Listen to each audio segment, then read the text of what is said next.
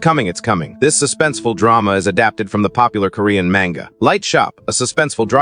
I Love You, and the original manga artist, Kanko is the scriptwriter. Lighting Shop is also from his manga of the same name. This time, Joo Hyun-jung, Park Young, Kim Seo, Hyun and others. I can't wait to see what's in store for us. Let's cut to the chase. Let's go straight to the plot. It's the only illuminated store at the end of the alley. The woman hesitated for a long time, but she decided to turn around and leave. A late-night commuter sleeps in the car. She is awakened by the mechanical beeping of her destination. A woman sits on a bench at the station. She kept her head down and didn't say a word. This is not the first time the commuter has seen her. It's always the last train, and every time it's the same long, silent hair. The woman and the large suitcase beside her. The commuter has never spoken to her. I only vaguely hear the woman's fingers touching the bench. The sound of her fingers on the bench. We see each other again and again. The office worker couldn't hold back his curiosity. It was the same night, when he came home late. He took the initiative and asked the woman what she was doing here. She said she was waiting, but that was the last train. What was she waiting for? The commuter was kind enough to take out his cell phone and call her a cab. But then he realizes that the screen has somehow shattered. Luckily, the phone should still work. The woman didn't answer his call. Instead, she asked, "Don't you know me?" When she heard the man's negative answer, she lowered her head in frustration. It was pouring rain that night. The woman sat on the bench as usual. "Don't you know me?" A thunderclap sounded in both ears. The woman said it would ensue. The day is almost over. She's running out of time, but it's cold now. She wants to go to the office worker's house. She carries her bulky suitcase with the office worker. She walks with the office worker downstairs. Even though it was inconvenient, he wouldn't let her help him. The office worker pressed the button for the 8th floor. He came out of the elevator. The two of them walked for a long time down the deep corridor. They finally arrived at his house. The room was empty. There's little in the way of decoration. A flash of lightning. The woman's face was shaped so strangely. She approached slowly. The door closes at that moment. It seems like a quiet night at the hospital. The nurses on the night shift in the ICU. The night shift nurses in the are discussing where they're going for dinner. There's only one nurse left standing guard. It's always been a no-go for outsiders. But when Nurse Park looked up, she saw an old man wandering around. He asked Nurse Park, "Where's the morgue? I haven't figured it out yet." "Who is this man?" An alarm suddenly came from the monitor. "It's a patient in the first bed with a detached oxygen tube. Luckily, we were able to save him in time. It didn't cause a serious accident." But when Nurse Park remembered that strange man, she looked back. He was gone. It's too cold for a man in an apartment. He's huddled under the covers. He got mad at the barking dog. He curses a few times. Under the covers again. The owner of the lighting store. Wearing sunglasses all the time, even at night. He's never flawed. The store is exactly what it sounds like. He sells lamps for lighting. He stocks vintage bulbs from decades ago. He wrote down every transaction in his ledger. Nurse Park also kept a chart. And in her chart, Nurse Park wrote down every patient's information. At that moment, the strange man from the hospital, he came to the lighting store. He looked around. He looked around and around, as if he was looking for something. In the end, he didn't say a word. He turned around and left. Until the next customer arrived, the owner's nervousness finally relaxed. There are all kinds of customers at the lighting store, especially at midnight. And after sending this customer away, the man wrapped in a blanket because he was cold, came to the store as soon as he approached. As soon as owner's eyes and the bulbs were frosted over. The man didn't come to buy a lamp. He seemed to be looking for a barking dog. He circled around, cursed, and Telephone. He almost touched the bulb before it returned to normal. We've had a lot of strange customers tonight. It wasn't long before a pair of red shoes entered the room. She had long hair. She was dressed in black. She tried to reach out and touch the light bulb, but the boss stopped her. She withdrew her hand in frustration. She left the store without saying a word. The boss was always on the lookout for her movements. The students at the school are going home. A girl with short hair wandered into the school building. A female student rushed out to greet her, but she didn't get a response. Tonight, the teachers are keeping them for mandatory study. The students gathered together. They told a story they heard. There was didn't know. Who is not known to anyone. The empty desks in every classroom would be that person's seat. After class, students would pass through a necessary armor. There's a rumor. There are people walking in the alley at night, and there's a strange singing sound. But this alley, Hyun-joo used to run errands for her mother. After her friends left, she had no choice but to take a step. The weak light from her cell phone wasn't enough to support her courage. I don't know if it's because of the rumors. When she looked back, she saw a figure. She was so scared, she ran for her life. Luckily, at the end of the alley was a lighted store. The owner would always hand out candy for her to choose from. As was her custom, she still chose the yellow candy. Hyun-joo lives with her mother. It was said that her father was always abroad on business. He couldn't see her often. And the anti-lost necklace he made for Hyun-joo. She carries it with her every day. Hyun-joo remembered the strange figure in the alley. Her boss explained that she might have seen something. He explained that he might have seen something that ordinary people don't normally see. He called them strangers. Occasionally, strangers would visit the store. The boss had been around long enough, he could tell the difference between them and ordinary people. Women who grew taller, men covered in frost, or a man dripping with water. Just be careful when you meet them. Just pretend nothing happened. In the end, Joo listened carefully to her boss. She didn't notice the reflection of the water on the table. His face turned pale. When he was done speaking, the boss handed Joo a flashlight, so that she would be less afraid when walking at night. After she left, the boss saved her leftover candy wrappers in a small wooden box. He saved them in a small wooden box. The night was breathtakingly quiet. The woman on the bench, dragging her suitcase, approaching the office worker. The office worker toweled and wiped the rain for her. Surprised to find that the woman's fingernails were long. No wonder when she touched the bench. When she touched the bench, the woman drops her suitcase. He stared at her with rapt attention. The commuter slowly opened the suitcase. Inside was a full set of knives. The elevator's on the 8th floor. When she bumped into a woman with a suitcase. She greeted her politely, but the woman stopped where she was. She looked back at her home. At that moment, blood dripped the suitcase. There's a new tenant in the neighborhood. She didn't like living in a building with too many neighbors, so she found a room on the 1st floor. It's not very nice, it's not well furnished. It's a 3-bedroom apartment. One of the doors was locked, but the landlord said it's near an alley. It's surrounded by empty houses. It's quiet at night, and the rent is really cheap. There's no other option that's more suitable. Sunha cleaned up a bit. She filled the room with her luggage. It's barely cozy. She laid a carpet in front of the door. Home sweet home. She covered the door that was an eyesore. And she made it clean as a whistle. It's true that there's no one living in the neighborhood, but there was one thing that bothered Sunha. Every night, a boy's voice would come singing. As she walked down the alley, her voice became louder and louder. When it finally quieted down, Zenkai fell asleep. She didn't notice the change in her shadow. A stranger seemed to be hiding in the darkness. In recent days, this cheap apartment has been getting stranger and stranger. The light bulb goes out every now and then. When I check the electric gate, there's nothing wrong with it. It's hard to wait for the power to come on. After taking a shower and drying my hair, I heard a song in the alley. The boy was standing in the alley. He saw a figure with an umbrella in front of him. He ran away in a hurry. Sunho was amazed by the singing. Her apartment. Suddenly the power went out again. She turned her head and saw some light coming from the locked door. There was a little light coming out of the locked door. She went up to the door and unlocked it without a second thought. The doctor is examining the symptomatic patient. The patient's condition is not good. We'll need to keep him under observation.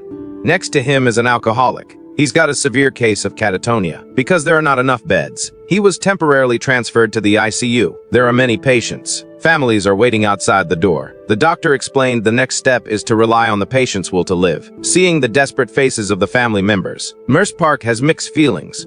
Their cries there will lingers in her mind. It won't go away. Someone asked Nurse Park outside the restroom, where does a patient's willpower come from? How can a seriously ill patient with no consciousness? How can a patient with a serious illness who doesn't have any conscience develop a will? Nurse Park didn't know how to answer. In fact, she's had serious accidents before. She lost consciousness. The doctor said the same thing to her mother. I thought there was nothing I could do. But Nurse Park woke up like a miracle. But she still doesn't know how she developed the will to live. At that moment, someone outside rapped on the door. The lights flashed. A woman rushed from the top of the room. She was screaming for her life. For a split second, the neighborhood returned to normal. The janitor heard a voice. He asked, what happened? Was it just a hallucination? Zenkai approached the door that was supposed to be locked. There was a bright light bulb hanging there. When he removed it, the boys singing in the alley were shocked. After Sunhae asked him why he was disturbing the public, he was so scared, he ran away. It's near the end of the school day. Some of the students are so tired that they fall asleep on their desks.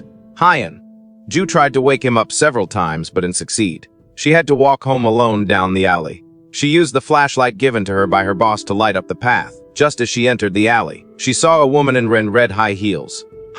Joo kindly took an umbrella with her. She went down the alley, but she felt more and more strange. The woman's hair seems to be getting longer. She started walking strangely. Her body gradually reached a height that she couldn't even reach when she raised her head.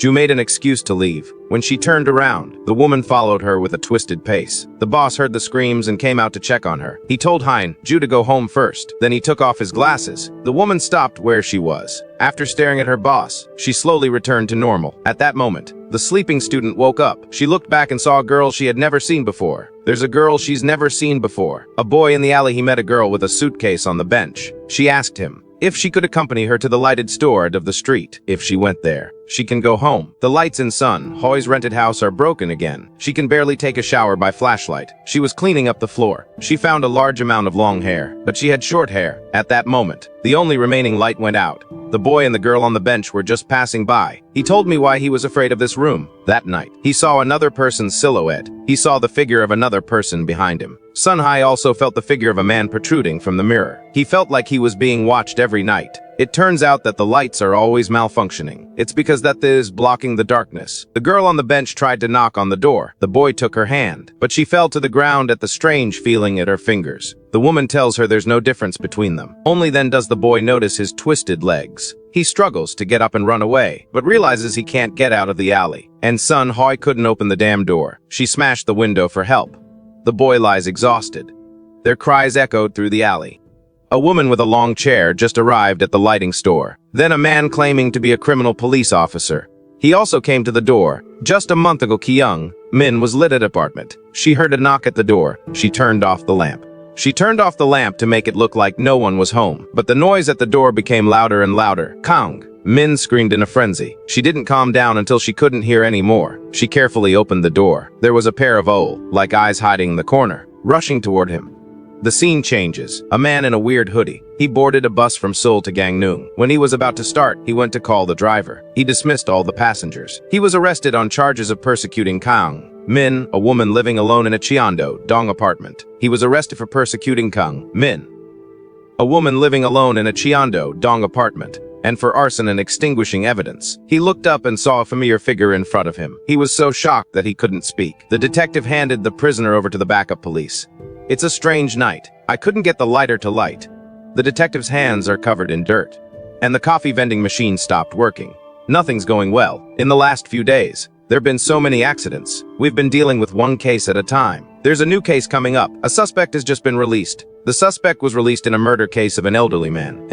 Kim Sang-hoon was at the scene. After investigation, he's just a witness. Late at night, the detective went to the scene of the murder. He's known as a tough guy. He never forgets even the smallest things. He's just too stubborn. As long as he's in his sights, even if the case is closed, it'll become an open case. Until the truth comes out, he won't let go with a smile on his face. That's why his arrest rate is high, but the actual rate is very low. There's an obsessive sense of futility. The police noticed the old man's door had a strange booth. The police at the scene speculated that the cause of death was acute myocardial infarction. His wife passed away a long time ago. He usually lived alone. Recently, he only talked to his grandchildren abroad by phone. The old man's peaceful face seems to have nothing to do to pain of his heart attack. The detective moved the remote control on his left side. Something didn't feel right. Only the channel button on the remote control is worn out. It seems the old man doesn't use other functions. But why is the replay function on the TV on? All the suspicions point to the old man's departure. The detective went home. It's empty. No life. Every memory of him and his wife is stored here. It's human nature to feel sad. And some memories that weigh on the heart make it impossible to breathe. Can become a prison. You can't get out until you're dead. The results of the old man's autopsy came back. His blood was drawn to confirm the component value. The cause of death was confirmed to be an acute myocardial infarction. The coroner, based on the old man's condition and case history, the coroner ruled that an autopsy was not necessary in this case, and the will of the deceased, who was far away from home, also wanted the old man to die in one piece, and they agreed to the coroner's recommendation. The case should have been closed, but the detective felt something was missing. He had forensics pull maps of the old man's neighborhood, and they found a clue. The detective visited all the locations on the map, all the restaurants with takeout trucks. One only. At nightfall, we zeroed in on a noodle shop. The store was quiet. Only the owner was busy in the kitchen. Interpol ordered noodles with fried sauce. He began to look around at the decor. He recognizes the owner of the restaurant. He recognized the owner of the restaurant as Kim Sang-hoon, the witness in the old man's murder case. The restaurant doesn't take out program. Customers usually make reservations by phone, the detective said with a deeper meaning. The old man's phone records He didn't call the restaurant. So Kim Sang-hoon took it upon himself to deliver it. It said that the old man died of an acute heart attack.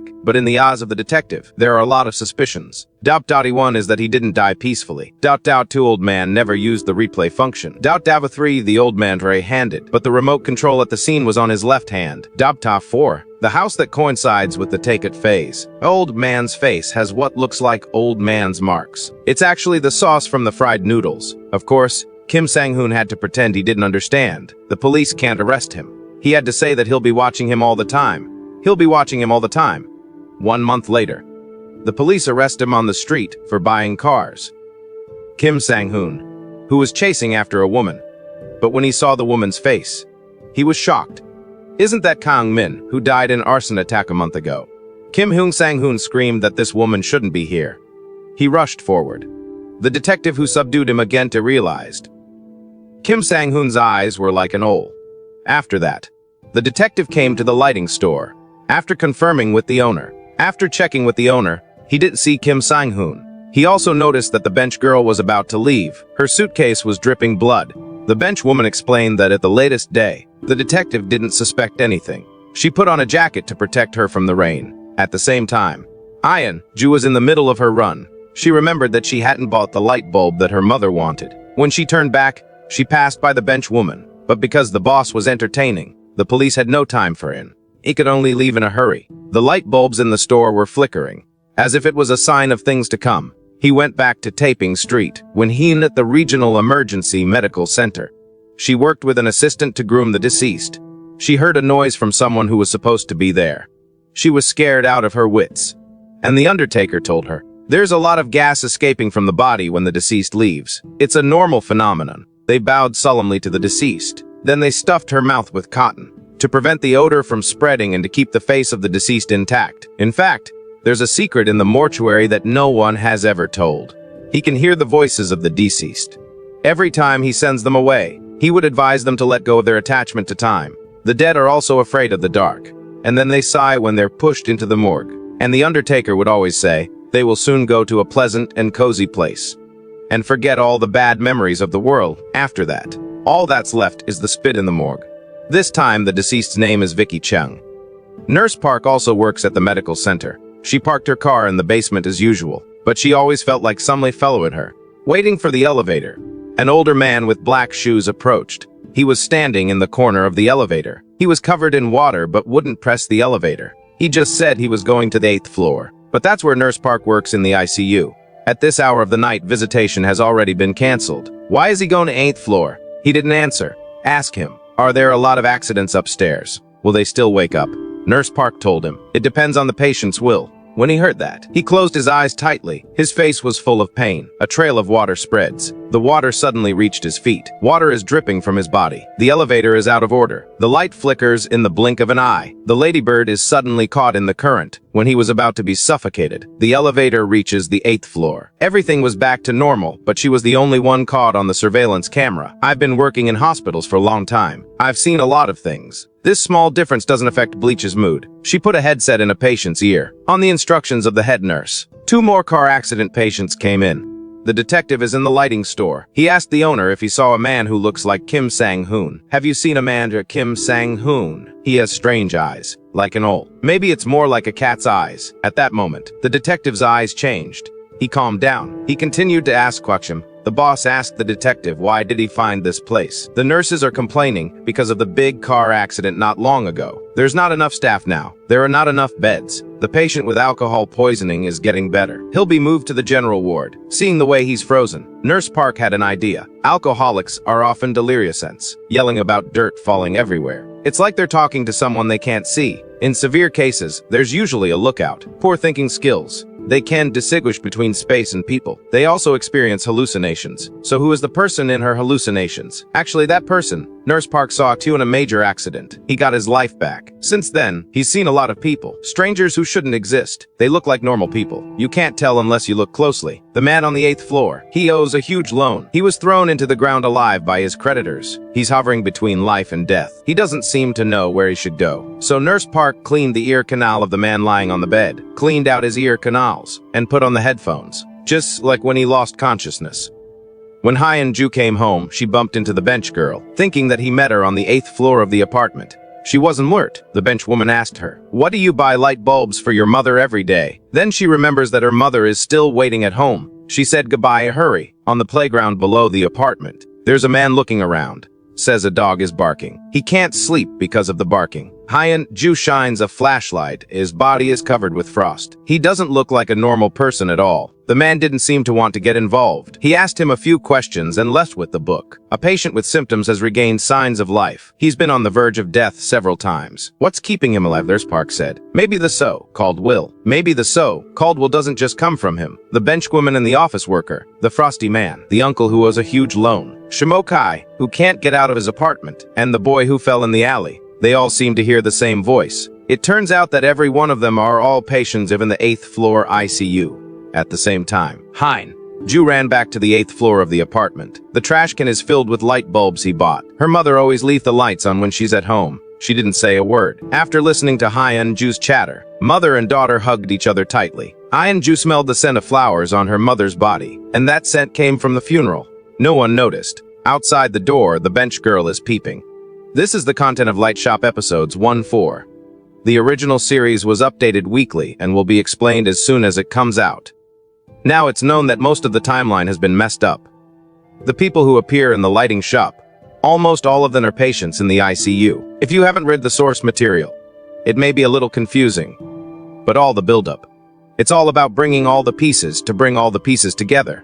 Strictly speaking, this drama is still very close to the original. That's why the moment when the truth is revealed will be very exciting, and it's going to be really powerful. Trust me. A dying patient in a hospital. Why would a dying patient in a hospital be in a lighting store? There's only one reason. This seemingly ordinary lighting store is the key to life and death. In the last 1-4 episodes, the plot was too fragmented to be understood. Now, we've divided the story into a surface world and an inner world. The surface world represents reality, while the light shop is located in the inner world, which is different from reality and only has night. The story showed a few days ago, with a car accident in the surface world. As night falls, people rush to the subway after a busy day. They all head for home. Henry, an office worker in the inner world, sends a text message to his longtime girlfriend, Jane, for a date. But Jane, who is always clinging to him, is acting strange today. She urges him to go home first on the pretext getting late. Jane is the benchwoman in the inner world. Earlier, Henry's mother had met her and forced her to break up with Henry, because he hated her for being deaf and dumb. The best way to love someone is not to put them in a difficult position. After much deliberation, Jane packed her bags and decided to leave Henry's house. But today is Jane's birthday and the leader decided to propose to her. Sally from the world of watches was introduced to Helen, the woman in red heels from the world outside, by an agent to see a rental apartment. It's in the center of the city, in the middle of the action. Helen looks a bit dissatisfied, and the most embarrassing thing about them is their ages. At glance, there's a 20-plus year difference, so it's no wonder the agent recognized them as mother and daughter. It was storming that night, and Jenny was picking up her daughter Haley from school. Dad was always traveling, and today's no exception. The couple planned to buy a building near the school so Haley wouldn't have to walk all the way to school. Jenny, however, Haley up every night even if it was close to home. Jackson is a boy who always sings in the alley's inner world. He had a basketball practice, but it was interrupted by a rainstorm. He was laughing and joking with his friends. And that's what makes everyone's life so ordinary and happy. The bus driver complained to the headquarters that there was always a noise when braking the bus. However, the headquarters insisted that he should take the bus to the designated garage for inspection. Otherwise, he would not be reimbursed for any expenses. Many passengers were waiting for the last bus to start at the station, so the driver decided to send the bus for repair. After the last passenger, a grandmother puts the boy in his seat and asks the driver to take good care of him. Henry, on the other hand, was in a hurry to meet his beloved girlfriend. While transferring to a bus, he accidentally left his flowers and gift on the subway, but luckily he still had his ring with him. Instead of turning back, he sent a message to Jane. There was a flash of joy on his face, and he must have wondered what Jane's face would look like when she was proposed to. Reason told Jane to leave Henry, but the moment she read the message, her emotions overcame her and Jane decided to see him again. As the bus entered the station with an ear-splitting braking sound, the problem was already serious. Except for the Lidgers were getting off at this stop. Henry got on the bus, and the driver, unable to ignore the passengers in the rainstorm, stopped at the next bus stop, and Jackson got on the bus. Sally's face had been very bad since she got out of the rented house. She knew Helen didn't like it here, because she was trying to hide from the neighbors. But Sally is tired of hiding, and it's hard for people to accept them as a couple, regardless of their gender and age. When faced with Helen's evasion, Sally's long-suppressed emotions finally explode. It's just love. What's wrong with that? While they are arguing, the last bus stops and Sally kicks off her red high heels and gets on, looking back. Helen carefully picked up the heels and put them under Sally's feet, and sat quietly behind her. The driver was in a hurry to get the bus back to the garage for repairs, and had no intention of picking up any more passengers. But the sight of Haley and her daughter chasing each other was cause for compassion. There were few passengers on the bus, and the radio station played a soothing, gentle song for a rainy day. And each of them had a different idea of what was going on in their hearts, until the brakes broke down and there was an accident. The bus collided with a truck driver who was looking at his cell phone. Everyone's thoughts come to a screeching halt at the same moment, and all that's left is instinct.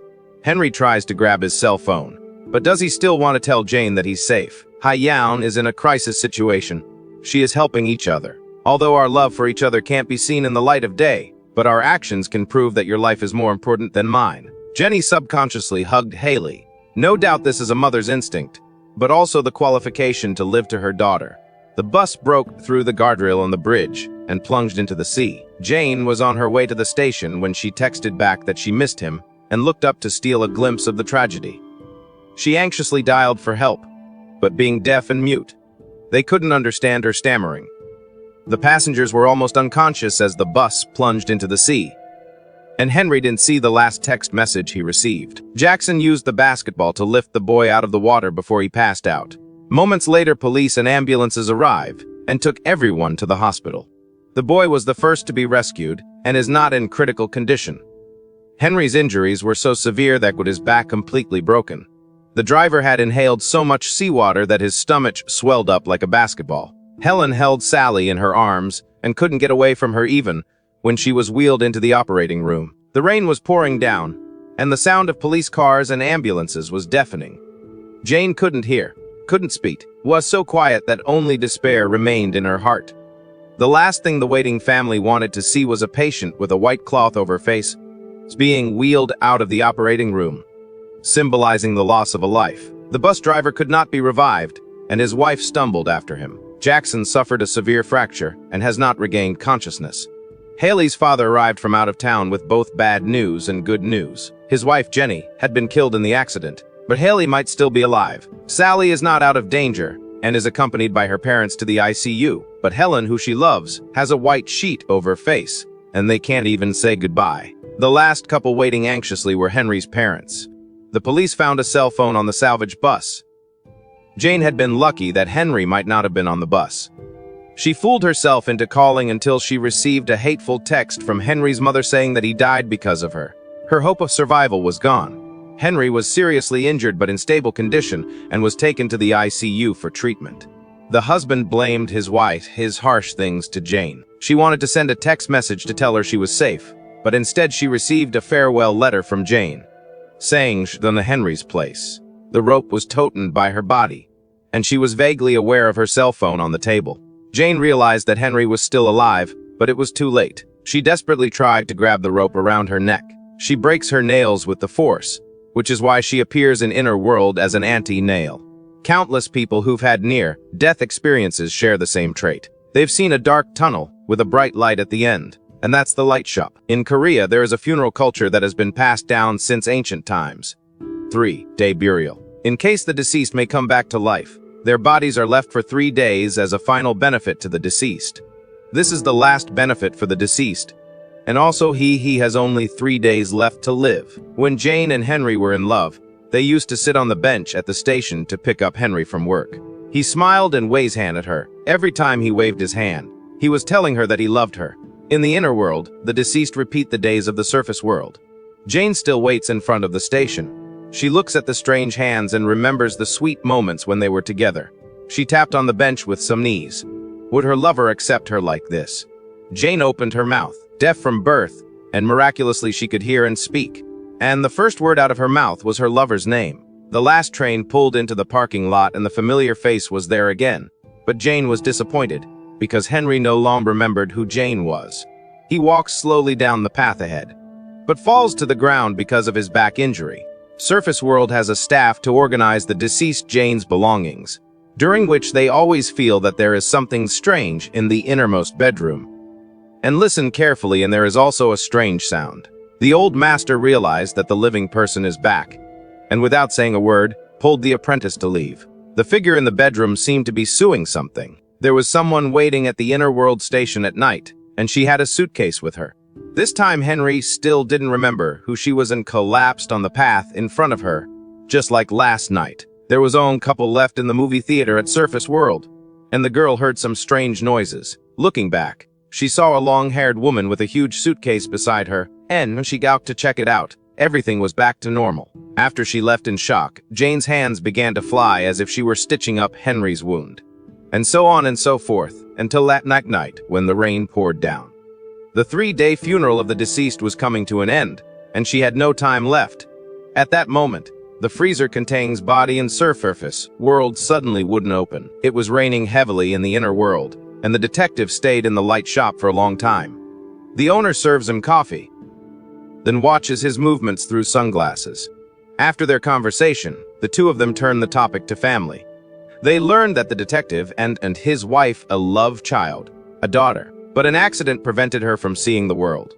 Perhaps not want to continue to poke the heart of the topic, the man simply got up to say goodbye. After the rain stopped, the silent alley looked even more mysterious, and he searched for a way home while thinking about his past with his wife. The environment was so strange that it was like being in another city. And what was even stranger was that there was not a single person on the street. The detective hikes to a nearby high school and sees a shadow flickering on the window.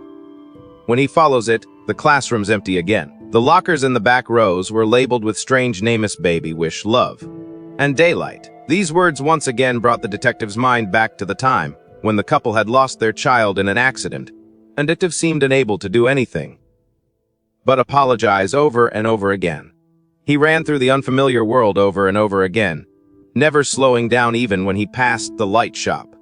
He stumbled to the ground after an unknown period of time, and as he managed to hold himself up and sit down on a step, his vision began to blur. His eyes were failing him again. Haley from the inner world walks down the alley, remembering the strange experience she had earlier, but chooses to take a detour back home. There is a big dog flying wildly underneath the neighborhood, so it seems that the strange man is looking for him. Haley's worried about what he might do to her, so she chases him away and runs home. When she enters the elevator, she is confronted by Henry, who has a blood stain in front of him. Haley is terrified and wants to rush into her mother's arms as soon as possible. But Henry stopped her and asked her a strange question. When did they start living here? As soon as he said that, Henry fell in a horrible position and Jane walked up with her suitcase. Haley tries to tell her mother all about this time, but she is silent and refuses to talk, and even tells Haley to go to the shop to buy a light bulb. Haley jumps up and down, but she doesn't realize that her mother's mouth is stuffed with cotton in the surface world, so she can't talk in the inner world. Nurse Park was able to clearly recognize the person or spirit next to her, since the deceased can no longer communicate with people after they pass away. Nurse Park was not happy to meet someone who was willing to talk to her for the first time. Although she was old and had lost her sense of time, she was still a bit saddened to hear the cries of the last will and testament. Nurse Park talked to her patiently for a long time, accepting all her memories of the world, even though she was talking to herself in front of the eyes of others. Nurse Park could see what others could not. So a few days ago she saw a woman with long hair crying at Henry's bedside. She walks into the ICU and says, as if to patient and more so to the woman, that the most important thing now is the patient's will. But that will, perhaps not coming from the patient herself, was what gave Jane the confidence she needed. She kept finding Henry, sewing up his wounds one at a time, and that was the will that Jane could bring to Henry. Sally in the inner world had given up the struggle. She hid in the closet and watched the light flicker in the locked room. In a trance she seemed to remember what had happened here before, what she had heard the doctor say when she was admitted to the hospital. Helen's hands clasped around her waist. For time was too short to part, and it was Helen who guarded her with her life. She cried out her lover's name, not realizing that she was right next to her. There is no day but night in the inner world. The detective, who had been circling around for several times, gave up the servo and froze when he lit the lighter. The lighter had failed to light several times before, even with a full tank of gas. He looked at the shadow next to him and saw the missing piece in the back of his head. It seemed that only the owner of the light shop could solve the mystery. The policeman drank the hot coffee in one gulp. He didn't find it hot and couldn't taste it. Everything was saying that there's no longer a human being in the world. Then the boss took off his glasses. They were like those of a cat. The Light Shop final update. It turns out that the owner of the Light Shop has a tragic past, which began years ago when the building collapsed. The owner and his young daughter were buried under the rubble. Rescuers were slow to arrive, and the daughter's legs were immobilized by a boulder. The boss was too injured to change the situation. My daughter gently picked up the candy scattered on the ground and peeled off a piece and fed it to the boss. She said, "Eat this candy and get up, Dad." The boss tries to pull out a smile. He used to peel the candies for his daughter himself. If he stayed any longer, it would be like waiting for death. The boss touched his daughter's face as if to say goodbye. He crawls to the exit, his body on the verge of collapse, promising to find a way to get his daughter out of there. The boss stumbled into a strange alley. There was no light on in any of the houses, and no one answered his cries for help. He walked for a long time before he finally saw a ray of hope. It was the only light from the light shop at the end of the alley. She was a woman wearing sunglasses, and the moment she saw him, she said, "You're already too late." The boss begs in tears, but she doesn't budge. Sorrow turns to anger, and the owner picks up the lamp and smashes it. But the moment the shopkeeper took off her sunglasses, the light suddenly went out. His body froze in place, out of control. The shopkeeper took the lamp from the man's hand and put the sunglasses back on. Everything went back to normal. Seeing how persistent he was, she finally revealed the secret of the store. This is no ordinary light shop. Each lamp here symbolizes the owner's life. The light bulb that is close to the person's own light bulb will blink. If you don't find the corresponding light bulb, it means he's dead. I remember not long ago my daughter peeled a candy and fed it to the boss, saying that she would eat it and get up. But the boss was already dead at that time, and he thought of how much loneliness and fear his daughter had to go through alone in the ruins. The boss's heart ached with pain. Every dying person has to search for the light bulb with their own will, and no one can interfere. But perhaps the shopkeeper was touched by his love for his daughter, or perhaps she had been in this lifeless place for too long. So she got bored and offered to make a deal with him. Since then, the owner has taken over the light shop. People who have had unfortunate accidents and have not been able to live a full life continue to live their lives in this area. But there are also people who can't accept death and wander around the light shop. In short, this is the world after death. The old man who was always cold and tormented by the barking dog finally rushed out of the room once again. He looks like he's going to eat that barking dog alive. He followed the dog into the alley. Meanwhile, Surface World's ICU has a new nurse. Nurse Park, as her mentor, will familiarize her with the daily routine, such as organizing medical supplies and familiarizing her with each patient's condition and treatment status. In fact, there was another incident the day the bus crashed into the ocean. A hiker fell off a cliff while hiking, but the most serious problem in the mountains in the middle of the night was hypothermia. He was able to maintain his body temperature with the help of a search dog, so he didn't lose any signs of life. The dogs were trained to never leave his side once they found a search object. It alerts the searchers by barking constantly. The dog was also seriously injured that day and could not be revived. He chased the dog into the alley and finally saw the dog that had disturbed him so much that he couldn't rest. The dog was still smiling, even though its wounds were not yet healed. He remembers what happened that day in the mountains, and the search and rescue dog that was lying on top of him, trying to keep his body warm. He was so badly injured, but still insisted on accomplishing his mission. The dog seems to be always so loyal, it doesn't care where in the world it is, but it realizes that it has to continue its mission no matter where it is. He barked for Uncle to follow him. Haley's father called several times but never got the good news he was hoping for. At the time of the accident, her mother, Jenny, was holding Haley tightly in her arms, protecting her favorite daughter for the rest of her life. Although Haley did not avoid the impact of the fall, her body appeared to be unharmed and she appeared to be asleep. Haley was too scared to leave the house, and it was almost time for Jenny's funeral. She was running out of time and had no choice but to go to the light shop for Haley. Sally is saved by Helen's protection, but she is still in danger and has to rely on her own will. It turns out that Helen is trying to force Sally to go to the light shop so that she can find her own light bulb and return to the world. Helen wanted to force Sally to go to the light shop so that she could find her own light bulb and return to the world. The two of them snuggle together this time. Helen coaxed her to buy a light bulb to take home, and Sally was silent, tears welling up in her eyes. She seemed to know everything. One of the most important things to get used to in a hospital is saying goodbye, because every day the doctors and nurses pass by death. This place is like a boundary. The doctors are the ones who guard the boundaries, and the patients are the ones who stand outside of them. And while it takes will to step inside the boundaries, sometimes it takes the help of a mediator. For example, the man who was thrown into the ground by his creditors had hearing when he was dying. Nurse Park puts an earpiece on him and is able to guide him back to the right path. Seeing the light in Jackson's favorite basketball, he must have found its owner to cheer him up. The driver's funeral has been scheduled. After wandering around Inner World, he finally came across a basketball that didn't belong here. Following its lead, the driver found Jackson living in an alley. The alley seemed endless to him. No matter how many times he went down it, he came back to the same place. He had already given up. But the driver knelt down and said, "Come on, I'll get you out of here." The detective stroked the back of his head, which was missing blood. His life in surface world is not completely dead. But being a detective, he's skeptical about everything and doesn't want to accept the status quo. His boss asks him what his children's nicknames are after their tragic deaths. Spring, summer, hope, happiness, wish, love, or daylight. The children who come to this place are usually given these names.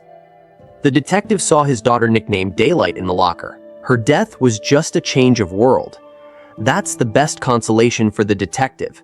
The boss didn't want to tell him because people who come here can't leave with their memories, or they'll get confused between the two worlds. If you can't distinguish between space and time, you'll suffer from what they call delusions in the realm of representation. Now that the detective has found his own light with his will, he can go home.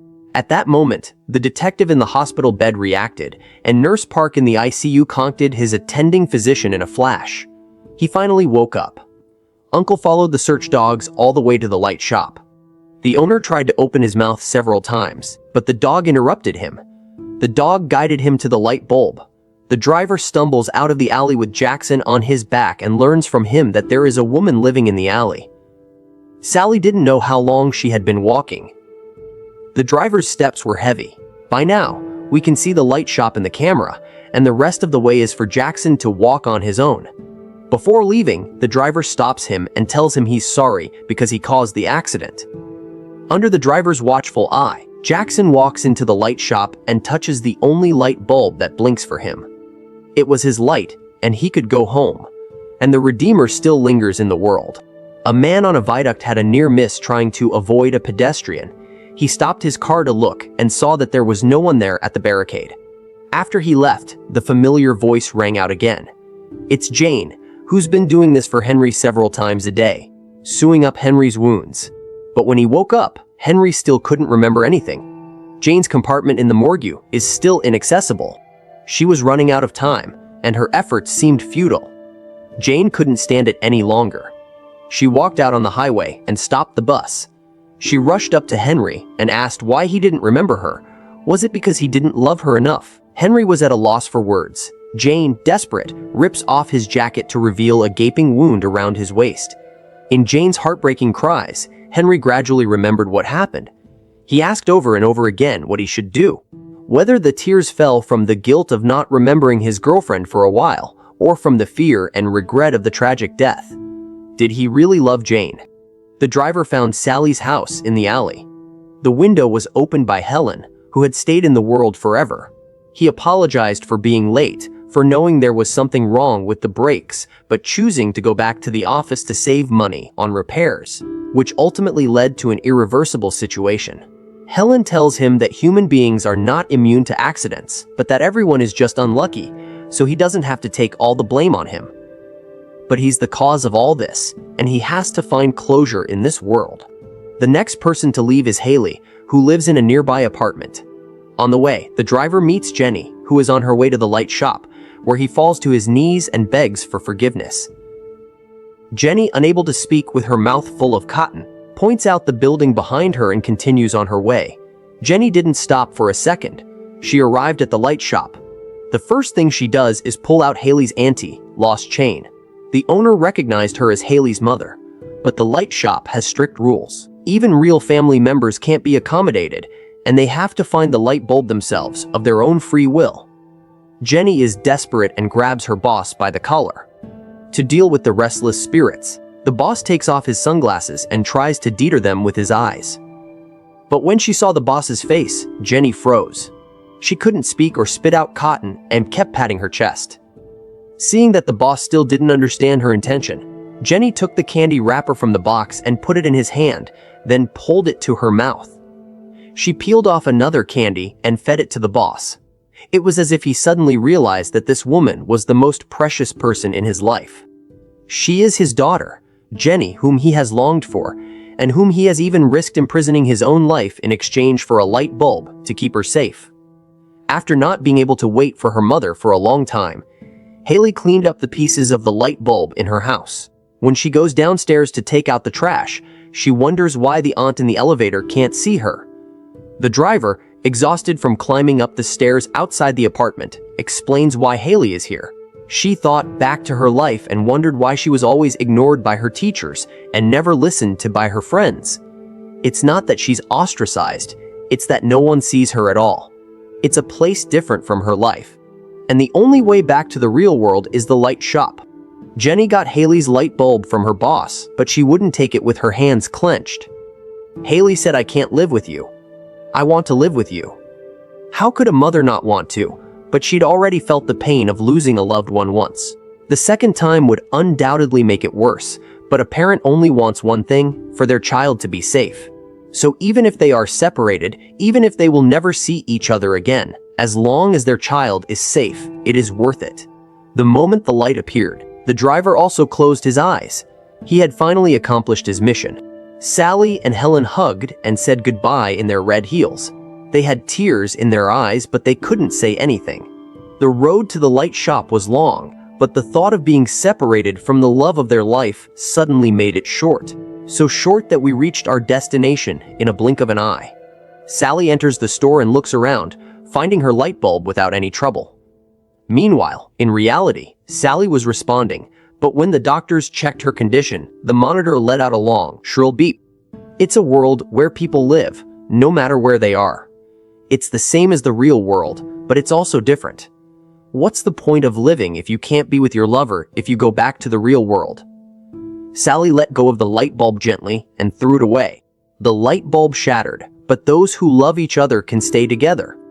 With one last person left, Jane led Henry through the alley to the entrance of the light shop. They hugged one last time, and it was time for Henry to find his light. In his near-death state, Jane had been keeping Henry's will to live alive. So even when he entered the store, he didn't know what to look for. After circling the store several times to see a faintly flickering light bulb, he didn't hesitate to leave, leaving Jane to run up to him in tears. In the real face of the moment of parting, the old spontaneity would be gone, and after crying, one should try to accept it. He ran towards his own life. 3 months have passed. The victims of the accident have recovered and are ready to be discharged from the hospital. Most of them had forgotten their memories of inner world, but they still felt a warm feeling in their hearts. The owner of the light shop took in the rescue dog, and the delivery man brought in new light bulbs, but there was no telling if these would be residents or temporary visitors. Those who remain at inner world have lives of their own, and the driver keeps the buses running, even more responsibly than before. Sally and Helen didn't have to deal with strange looks anymore. It was a better place to be. After Jenny's death, Haley was left with her father. Her classmates are very sympathetic to her, so they take care of her, and they are always eager to work with her on group assignments. But Haley had a secret that she didn't tell anyone. She wasn't treated for delusions when she was hospitalized, and she still remembers what happened at Inner World. Jenny from Inner World occasionally helps out at the Light Shop. Father. She and the dog are a family of 3. They try their best to keep the boundaries between the 2 worlds intact, but there are always times when things get messy. A girl in short sleeves was in front of Haley, and her short sleeves didn't fit in with the weather. Haley waved at her at Inner World, the first time anyone had ever seen her. So she followed Haley all the way to the real world. The detective went to the noodle shop after recovering. There's been a lot of paranormal rumors around here lately, so it must be Kim Sang-hoon's appearance. When the police were arresting Kim Sang-hoon, a car came speeding by, and it turned out that it was Kim Sang-hoon's body that saved the police's life. It was Kim Sang-hoon who saved the detective's life by protecting him with his body. Kim Sang-hoon's eyes show that he's the same kind of person as the Light Shop owner. He also has the added job of bringing people who don't belong in surface world back to Inner World. Kang Min, who was killed in the arson case, is the one he's been after. As for the old man, Kim Sang-hoon felt sorry for him because he lived alone and had a limp. Because the old man had been starving for a long time, he thought he'd treat him to a bowl of noodles and take him away. But I don't mean leaving, I mean living well in the world.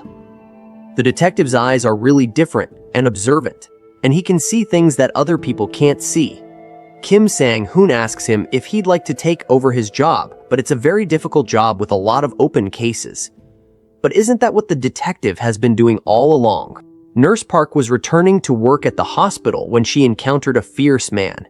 He's the truck driver who was playing with his cell phone when the bus collided with him. With all the patients being rushed to the ICU that day, the trucker's family insisted that Nurse Park treat his body first, but was refused. Nurse Park is the first person he thinks of to take revenge on after he passes away. It's time for the detective who handles unfinished cases to make an appearance.